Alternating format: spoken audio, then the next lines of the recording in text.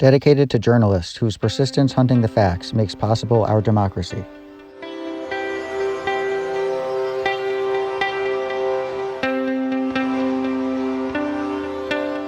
In 1838, Abraham Lincoln asked his fellow Americans, "At what point shall we expect the approach of danger? By what means shall we fortify against it? Passion has helped us, but can do so no more. It will in future be our enemy. Reason, cold, calculating, unimpassioned reason, must furnish all the materials for our future support and defense. Let those materials be molded into general intelligence, sound morality, and in particular a reverence for the Constitution and laws, and that we improve to the last, that we remained free to the last, that we revered his name to the last, that during his long sleep we permitted no hostile foot to pass over or desecrate his resting place, shall be that which to learn the last trump shall awaken our Washington." Posiwid, the purpose of a system is what it does. System theorists coined an acronym to separate beguiling beliefs from real-world facts. Rather than being seduced by what a system is intended to do, they focus on what it in fact does. Posiwid, the purpose of a system is what it does. In Robert Kennedy and His Times, historian Arthur Schlesinger Jr. recounts how, one night in his Manhattan apartment, Robert Kennedy read Emerson's poem Fame aloud to Jack Newfield. "Ah, fate cannot a man be wise without a beard? East, west, from Beer to Dan. Say, was it never heard that wisdom might in youth be gotten, or wit be ripe before 'twas rotten? He pays too high a price for knowledge and for fame, who sells his sinews to be wise, his teeth and bones to buy a name, and crawls through life a paralytic to earn the praise of bard and critic. Were it not better done to dine and sleep through 40 years, be loved by few, be feared by none, laugh life away, have wine for tears, and take the mortal leap undaunted, content that all we asked was granted? But fate will not permit the seed of gods to die, nor suffer sense to win from wit its guerdon in the sky. Nor let us hide whate'er our pleasure, the world's light underneath a measure. Go then, sad youth, and shine. Go, sacrifice to fame, put youth, joy, health upon the shrine, and life to fan the flame. Being for seeming bravely barter, and die to fame a happy martyr." When he finished, Robert Kennedy peered out the window at the barges making their way along the East River. Robert Kennedy said, "Look at that. There's a ship called World Justice, and it's moving away from the United Nations."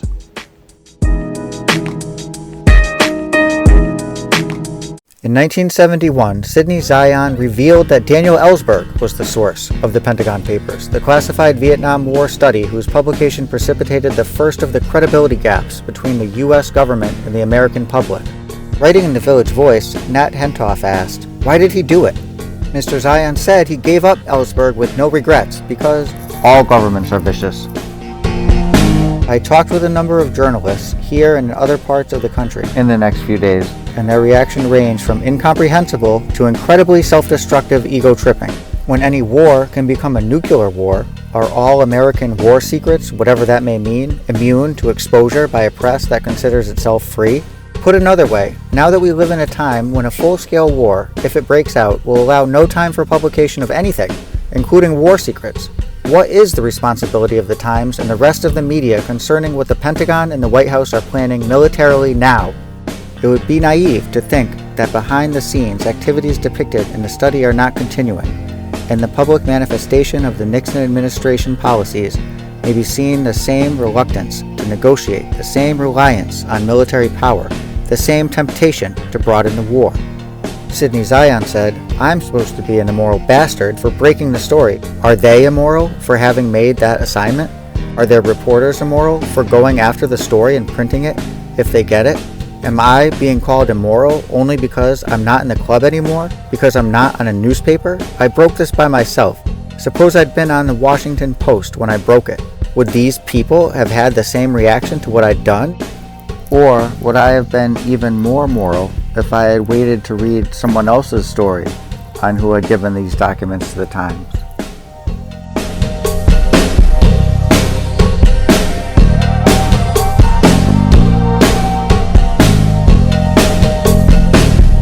In many ways, Roy hasn't changed since the 50s.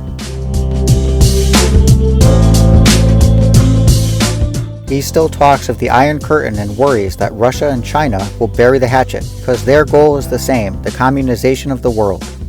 The future? I believe there's going to be a communist world someday. In the Fifth Avenue coach line's case, Roy was charged with bribery, conspiracy, extortion, and blackmail for allegedly bribing a city appraiser to help his client, Fifth Avenue coach, snare a higher award in a pending condemnation trial.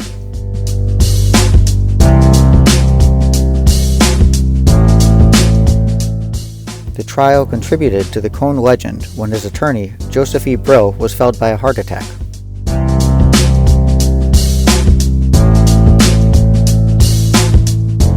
It tells you something about Roy's Machiavellian reputation, that there are those who believe that the heart attack was feigned so Roy could offer his own summation. The advantage of defending himself, however, was clear. Since Roy had not been called as a witness in the trial, he was now free to offer his own testimony without being cross-examined. For 2 days, without a note, Roy delivered an eloquent 7-hour summation, ending with a protestation of love for America.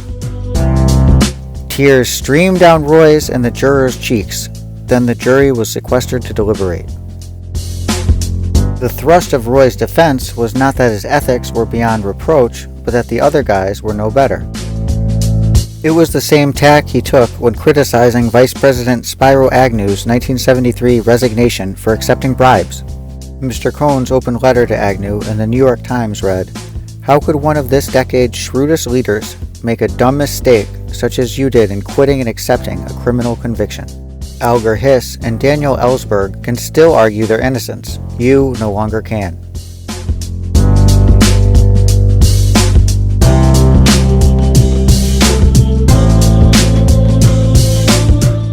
That Agnew was guilty did not offend Roy. What did was that he admitted it.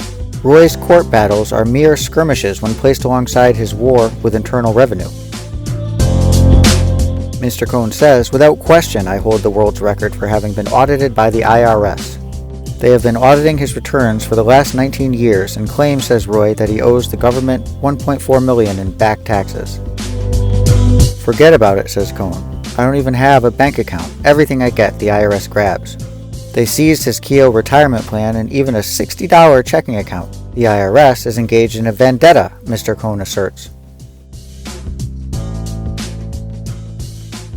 Ivana Trump, 34, fits neatly into Donald's theory on life. Either you have it or you don't. She is one of those who have it. Tall, thin, blonde, and glacial. Ivana was on the 1972 Czechoslovakian Olympic ski team, works 10-hour days for her husband, and raises their children. Designers and promoters have often asked her to endorse their products publicly. She has no interest. She found the Connecticut retreat herself by chartering a helicopter and cruising up and down the Atlantic coast. Price tag $4 million. A former model living in Montreal, she met Trump at a party in New York while she was in town promoting the 1976 Summer Olympics. Was it love at first sight, she is asked? I don't want to answer that. I am a very private person, she says. She relents. I don't know about this love at first sight. We were married 3/4 of a year after we met, which is good. About the conspicuous opulence of their buildings, Ivana Trump said, let's face it, people want excitement. They don't want that little black dress anymore. Among the many things Mr. Trump learned from Mr. Cohn during those years was the importance of keeping one's name in the newspapers. Long before Mr. Trump posed as his own spokesman, passing self-serving tidbits to gossip columnists, Mr. Cohn was known to call in stories about himself to reporters. It was also through Mr. Cohn that Mr. Trump met the political operative who has played a leading, if behind-the-scenes, role in his campaign, Roger Stone. When Mr. Stone, the roguish former Nixon advisor and master of the political dark arts, came to New York in 1979 to court support for Ronald Reagan's presidential bid, he arrived with a box of index cards filled with the names of actors and producers, and Roy Cohn. I made an appointment and I pitched him on Reagan, and he said, "You have to meet Donald and Fred Trump," Mr. Stone recalled in the interview. Eventually, Mr. Cohn and Mr. Trump became so inseparable that those who could not track down Mr. Cohn knew whom to call. By the time Mr. Trump started getting serious with a Czech model named Ivana Winkelmeyer, Mr. Cohn had become something of an expert on marriage. It's difficult to imagine and admit that the flush of the moment may become the flush of the toilet. As the relationship goes down the tubes, he wrote about the importance of prenuptial agreements in his book, How to Stand Up for Your Rights and Win. The prenup was just one of many Trump deals, some more conventional than others, in which Mr. Cohn was intimately involved.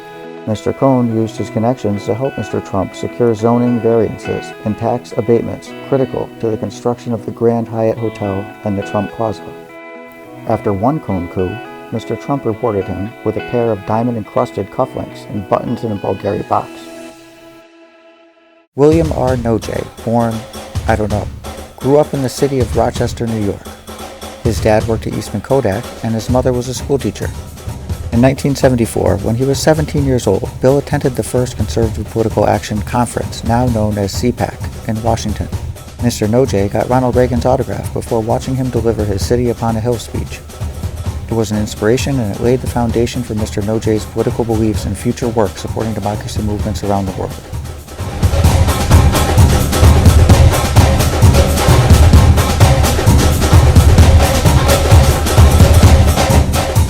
In a 1976 article, one of his first major newspaper profiles, Donald J. Trump claimed to be worth $200 million. How could he claim to be worth more than $200 million when, as he divulged years later to casino regulators, his 1976 taxable income was $24,594?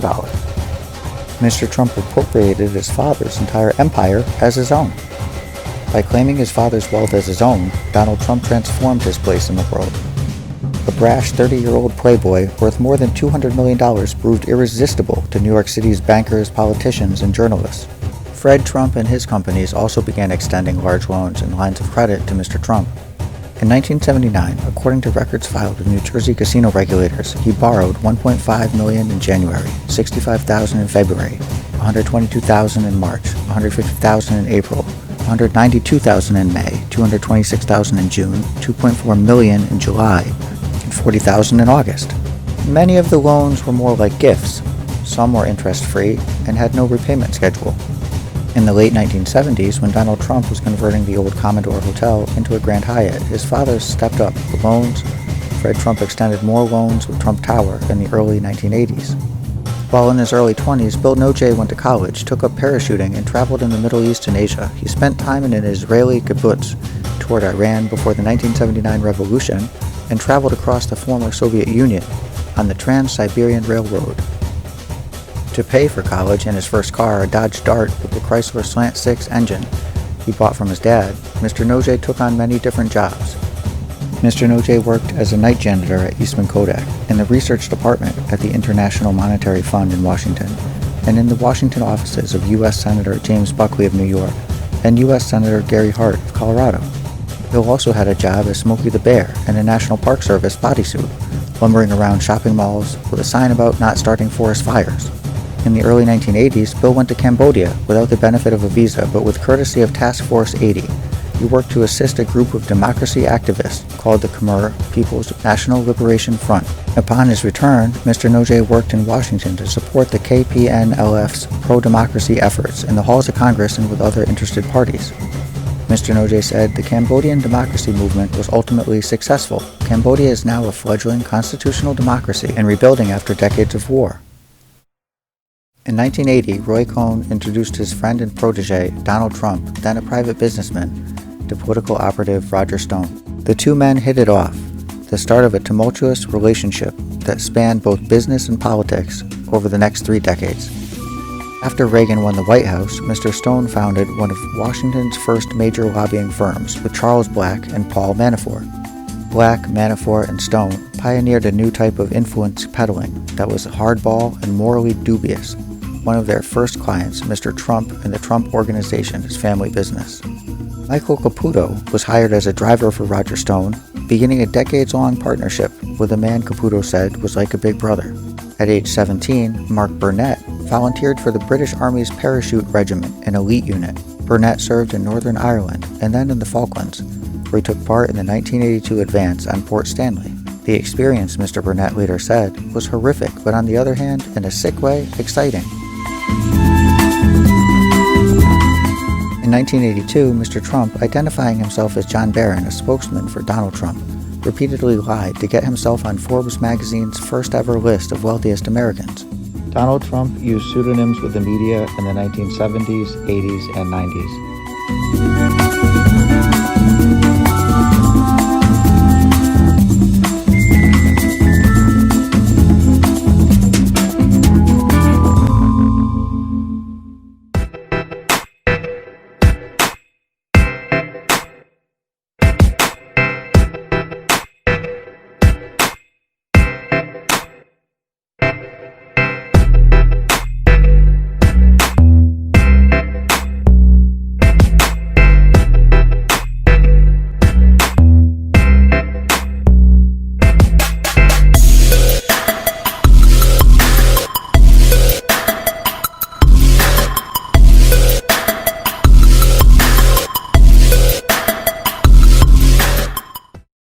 In 1984, a Russian emigre named David Bogatin went shopping for apartments in New York City. The 38-year-old had arrived in America 7 years before with just $3 in his pocket. But for a former pilot in the Soviet Army, his specialty had been shooting down Americans over North Vietnam. He had clearly done quite well for himself. Bogatin wasn't hunting for a place in Brighton Beach, the Brooklyn enclave known as Little Odessa, for its large population of immigrants from the Soviet Union. Instead, he was fixated on the glitziest apartment building on Fifth Avenue, a gaudy 58-story edifice with gold-plated fixtures and a pink marble atrium, Trump Tower. A monument to celebrity and conspicuous consumption, the tower was home to the likes of Johnny Carson, Steven Spielberg, and Sophia Loren. Its brash 38-year-old developer was something of a tabloid celebrity himself. Donald Trump was just coming into his own as a serious player in Manhattan real estate, and Trump Tower was the crown jewel of his growing empire. From the day it opened, the building was a hit. All but a few dozen of its 263 units had sold in the first few months, but Bogatin wasn't deterred by the limited availability or the sky-high prices. The Russian plucked down $6 million to buy not one or two, but 5 luxury condos. The big check apparently caught the attention of the owner. According to Wayne Barrett, who investigated the deal for the Village Voice, Mr. Trump personally attended the closing along with Mr. Bogatin. If the transaction seemed suspicious, multiple apartments for a single buyer who appeared to have no legitimate way to put his hands on that much money. There may have been a reason. At the time, Russian mobsters were beginning to invest in high-end real estate, which offered an ideal vehicle to launder money from criminal enterprises. Jonathan Weiner, a Deputy Assistant Secretary of State for International Law Enforcement, said, "During the 80s and 90s, we in the U.S. government repeatedly saw a pattern by which criminals would use condos and high-rises to launder money. It was done very systematically, and it explained why there are so many high-rises where the units were sold but no one is living in them. When Trump Tower was built, it was only the second high-rise in New York that accepted anonymous buyers." Earlier in 1984, a New York Times columnist, Sidney Schonberg, wrote that Trump was trying to force rent-controlled tenants out of the Central Park South building by offering the city the empty apartments to house vagrants. "People find that very interesting somehow," says Trump. "I have a bunch of empty apartments, and there are people right outside sleeping in the street. It was a sincere offer to the city." Trump says he has petitioned to demolish the building and replace it with a deluxe hotel.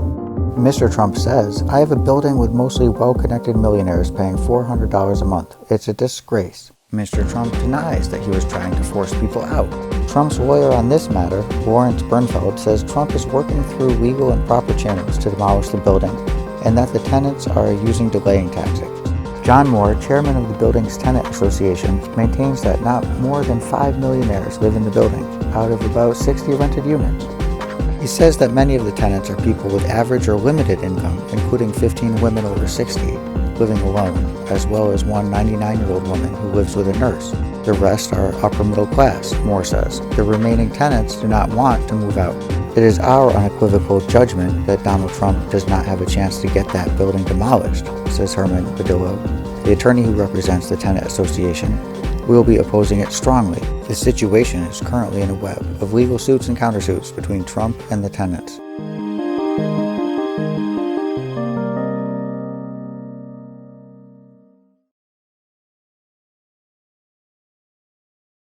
As Donald Trump made his first forays into Atlantic City, Fred Trump sharply increased the flow of money to his son. He transferred today's equivalent of at least $46.2 million. Mr. Trump gained control of a prime spot on the Atlantic City boardwalk.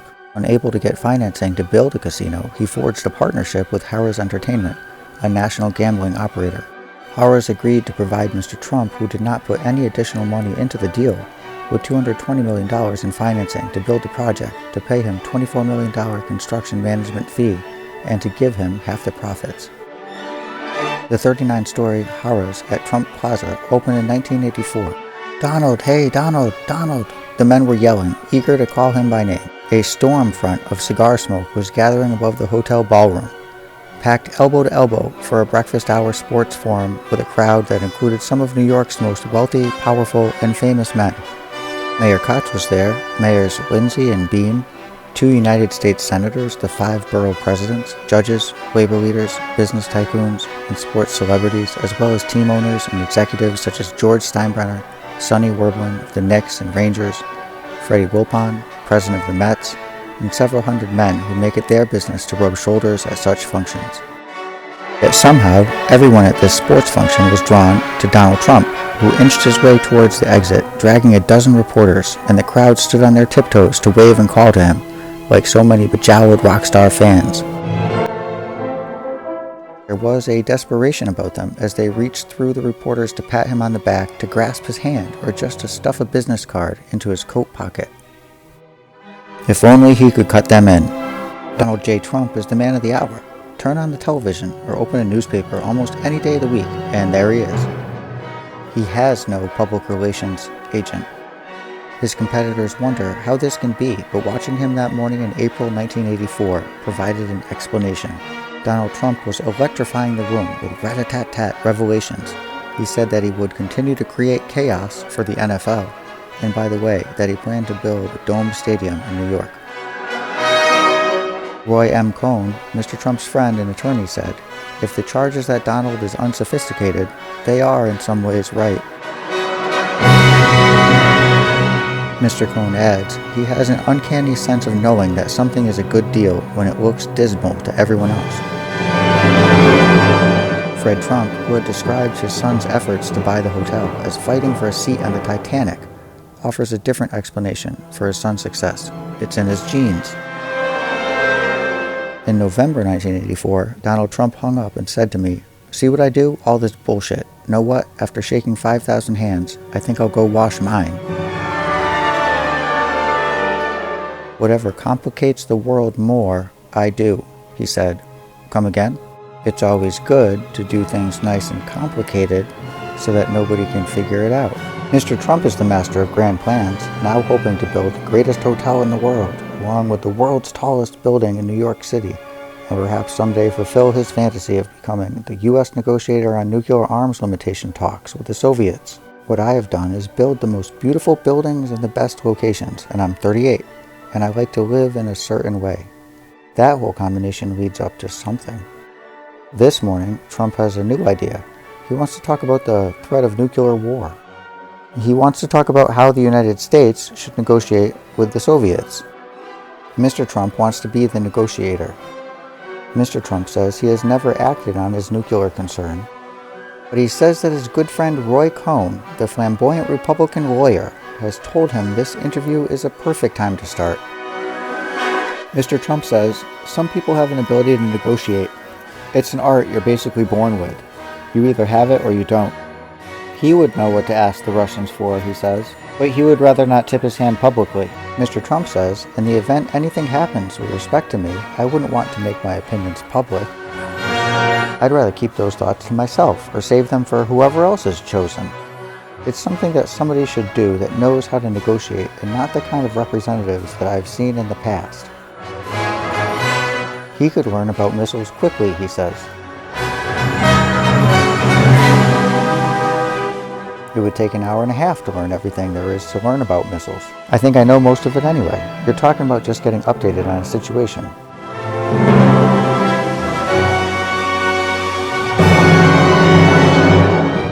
You know who really wants me to do this? Roy. I'd do it in a second.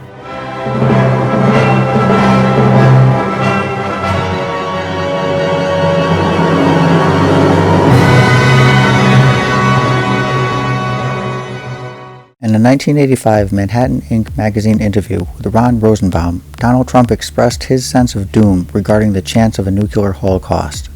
Mr. Trump said it would be his greatest dream to personally do something about the problem. Mr. Trump recommended himself to be appointed as an ambassador to negotiate arms agreements with the Soviet Union. Having talked people into selling $100 million properties to him for $13 million, Mr. Trump felt confident. Mr. Trump said, "Negotiations is an art, and I have a gift for it. My uncle, who just passed away, was a great scientist. He was a professor at MIT, Dr. John Trump. In fact, together with Dr. Van de Graaff, they did the Van de Graaff generator. He was the earliest pioneer in radiation therapy for cancer. He spent his whole life fighting cancer, and he ended up dying of it."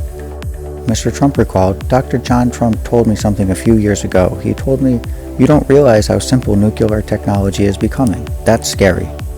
Dr. John Trump said it used to be that only a few brains in the world understood it, and now you have a situation where thousands and thousands of brains can easily understand it, and it's becoming easier, and someday it'll be like making a bomb in the basement of your house, and that's a very frightening statement coming from a man who's totally versed in it. People just don't believe the inevitable. You know, there's a feeling that it's always going to happen to the other guy. I read something the other day about a football player who played 5 years, and he saw a lot of guys getting hurt, and he never thought it could happen to him. All of a sudden, his knee's gone, and he's out forever. You know, he's gone. He never thought it could happen to him, never thought. The fact is, it's already very late. It's one of the great problems of the world. Not one of them, it is the. And yet it amuses me that when people in Washington talk about the big issues, they talk about tax reform. The hours and hours and money and worse that's spent on this ridiculous tax reform issue, if one half of the same effort were devoted to this much more important issue, you might be able to solve it.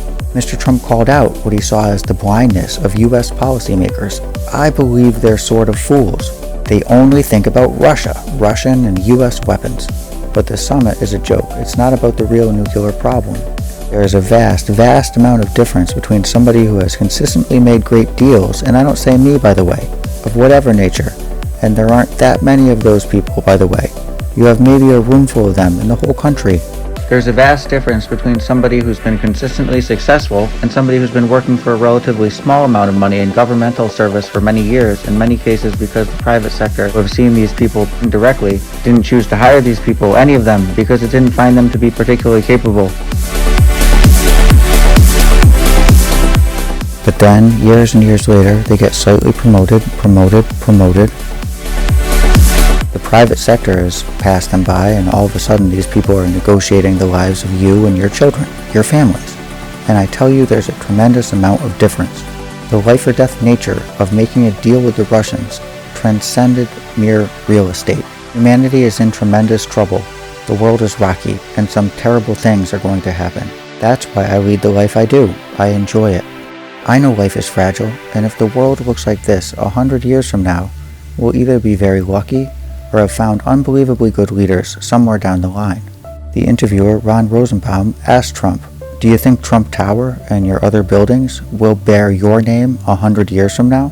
Mr. Trump answered, "No, I don't think so. I don't think any building will be here, and unless we have some very smart people ruling it, the world will not be the same place in 100 years. The weapons are too powerful, too strong. Access to the weapons is getting too easy, so I think the landscape we're looking at will not be the same unless we get smart people in office quickly." What makes Mr. Trump think he can do anything to forestall the wild card nuke horror he envisions? I don't think I have to be the one. I'm not saying this to promote myself. But it has to be somebody of only a few people, somebody who has the ability to make a deal, because there's a deal there to be done, absolutely. But not by the present players, Mr. Trump said, referring to current American negotiators and Reagan negotiators. They have no smiles, no warmth. There is no sense of them as people. Who the hell wants to talk to them? They don't have the ability to go into a room and sell a deal.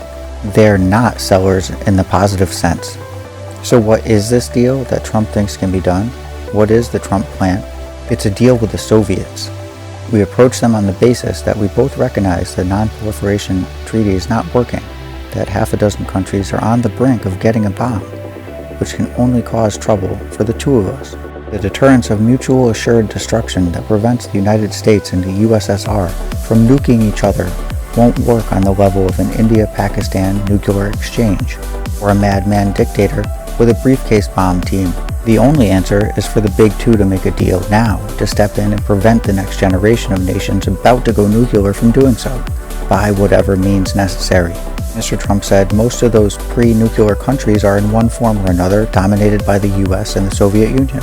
Between those two nations, you have the power to dominate any of those countries. So we should use our power of economic retaliation, and they use their powers of retaliation, and between the two of us, we will prevent the problem from happening. I'm saying you start off as nicely as possible. You apply as much pressure as necessary until you achieve the goal.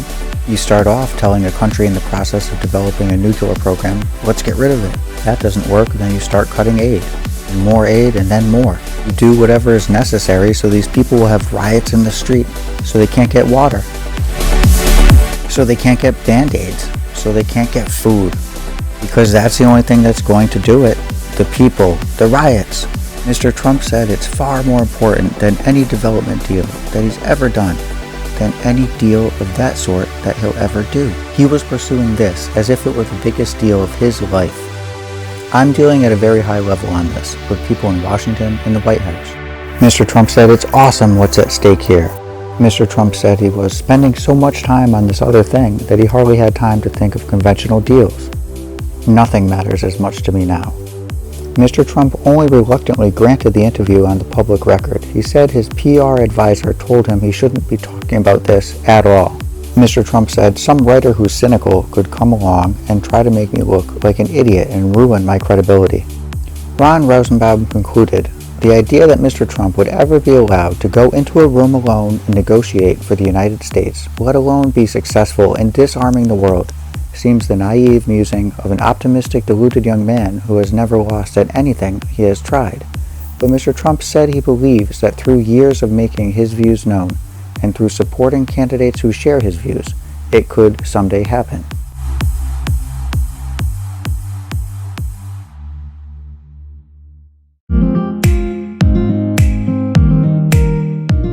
At Roger Stone's urging, Mr. Trump became a major donor to Reagan's second presidential campaign.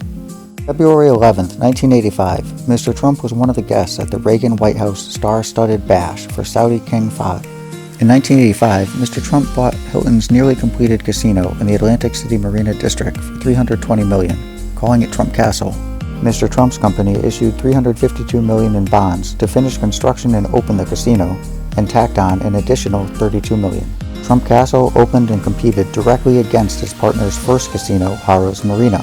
For the year of 1985, Mr. Trump reported losses of $46.1 million from his core businesses, largely casinos, hotels, and retail space in apartment buildings.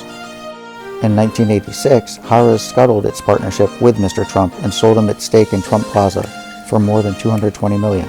As Mr. Cohn's condition worsened from AIDS, Mr. Trump started gradually moving cases elsewhere, he said, never telling Mr. Cohn why. There's no reason to hurt somebody's feelings, Mr. Trump said. He was so weak, Mr. Trump added. He was so weakened that he really couldn't do it. Mr. Cohn never spoke about Mr. Trump's decision, but was plainly crushed, according to Ms. Bell. She remembers it happening not gradually, but overnight. Even as his health was failing, Mr. Cohn, whom government prosecutors had unsuccessfully pursued for decades on charges including conspiracy, bribery, and fraud, faced a final indignity. He was facing the prospect of disbarment, and the hearings were closed to the public. But true to form, Mr. Cohn, riding to the daily proceedings in a red Cadillac convertible, insisted on a spectacle, describing his accusers as a bunch of yo-yos, just out to smear me up. The prominent figures whom Mr. Cohn summoned to testify on his behalf included Barbara Walters and William F. Buckley Jr. And of course, Mr. Trump. He described his friend in simple terms. If I summed it up in one word, Mr. Trump told the hearing panel, I think the primary word I'd use is his loyalty. Was a last glimpse at his final fair-haired project. I made Trump successful, he would occasionally boast, according to Mr. Marcus, Mr. Cohn's cousin, a former journalist who chronicled Mr. Cohn's last months for Vanity Fair. Gaunt, frail, and besieged, Mr. Cohn nevertheless managed to attend a dinner with Peter Fraser at Mar-a-Lago in Palm Beach, Florida, shortly after Mr. Trump purchased the property in late 1985. For Mr. Cohn, who died of AIDS in 1986, weeks after being disbarred for flagrant ethical violations. Mr. Trump was something of a final project. If Fred Trump got his son's career started, bringing him into the family business of middle-class rentals in Brooklyn and Queens, Mr. Cohn ushered him across the river and into Manhattan, introducing him to the social and political elite, while ferociously defending him against a growing list of enemies. Decades later, Mr. Cohn's influence on Mr. Trump is unmistakable. Mr. Trump's wrecking ball of a presidency, the gleeful smearing of his opponents, the embracing of bluster as brand, has been a Roy Cohn number on a grand scale. Mr. Trump's fear-baiting tactics seem to have been ripped straight out of the Cohn playbook. "I hear Roy and the things he says quite clearly," said Peter Frazier, who, as Mr. Cohn's lover for the last 2 years of his life, spent a great deal of time with Mr. Trump. That bravado, and if you say it aggressively and loudly enough, it's the truth. That's the way Roy used to operate to a degree, and Donald was certainly his apprentice. Mr. Trump said, "Wow, that's the end of a generation." Mr. Frazier inherited all of Mr. Cohn's possessions, the townhouse, his weekend place in Greenwich, Connecticut, his Rolls Royce, his private plane, and much more. But the Internal Revenue Service, collecting on Mr. Cohn's tax debts, confiscated nearly everything. He did get to keep the cufflinks Mr. Trump had given Mr. Cohn. Years later, Mr. Frazier had them appraised. They were knockoffs, he said. "Roy was an era," Mr. Trump said in an interview, reflecting on his years with Mr. Cohn. "They either loved him or couldn't stand him, which was fine." Mr. Trump was asked if this reminded him of anyone. "Yeah," he answered, "it does, come to think of it." The story goes, Roy Cohn's mother was ugly, but her family was rich and well-connected politically. Some people say it was a wedding of convenience for both sides. Albert Cohn was made a powerful judge, and, well, Roy was made. In the personal opinion of the maker of what you are watching, young Roy ruthlessly leveraged the details he gleaned about associates of his father, the many visitors to the Cohn family dinner table, where Roy got to know a who's who in the upper circles of Jewish, Russian NYC. Mr. Cohn won his notoriety by ruthlessly prosecuting second-rate communists after he'd grown up in the care of many of the same folks himself. And, opposite to doing this for some misbegotten conception of doing the right thing, he did it like a mob boss. The execution of the Rosenbergs demonstrated his bona fides and cleared the way for his own relationship as a domestic power broker for the Soviets. In my opinion, and this is just one random person's opinion, so buyer beware, Roy Cohn was made aware of his loveless, negotiated conception, and his being born attracted to the same sex in a society that shunned homosexual love and labeled it having a problem, but at the same time claimed to represent all things freedom and liberty. It was too much BS.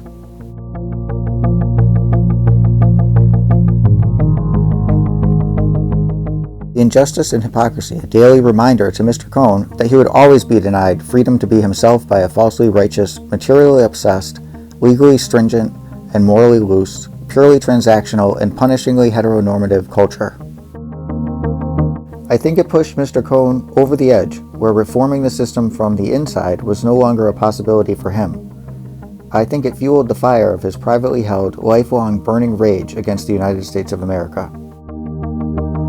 I think it motivated the subversive and systematic norm-breaking actions Mr. Cohn took throughout his entire adult life, each act of provocation and fence-breaking calibrated to act as a permission slip for other people to break our society's norms of decency and morality.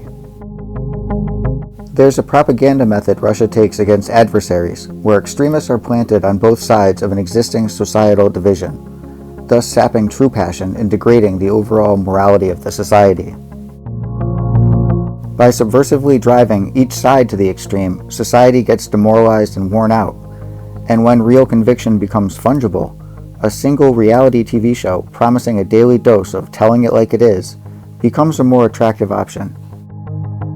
Roy Marcus Cohn, who dodged the World War II draft, never paid U.S. taxes, never brought his humanity into our court of law, who always encouraged and participated in well-covered, corrupt business, and always benefited from unseen, unremarked upon, yet measurable forces coordinating PR messaging and assisting in business logistics, was, in my opinion, a well-connected, extremely bright, and ruthlessly effective, homegrown American human weapon of long-term subversive influence on behalf of Russia.